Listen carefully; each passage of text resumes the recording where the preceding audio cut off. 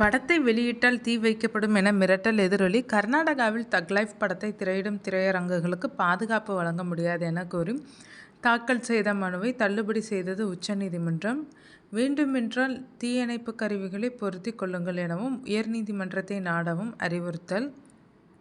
திரையரங்குகளில் அதிக கட்டணம் வசூலித்தால் உடனடியாக நடவடிக்கை எடுக்க வேண்டும் என்று தமிழ்நாடு அரசுக்கு சென்னை ஐகோர்ட் உத்தரவு. OTTயில் சினிமா பார்ப்பது அதிகரிப்பு. தியேட்டர்கள் வெகுகாலம் நீடிக்காது. உரிமையாளர்கள் சிந்திக்க வேண்டும். புதிய திரைப்படங்களுக்கு முதல் 4 நாட்கள் அரசு நிர்ணயித்த கட்டணத்தை விட அதிகமாக வசூல் என தொடரப்பட்ட வழக்கில் ஐகோர்ட் உத்தரவளித்துள்ளது.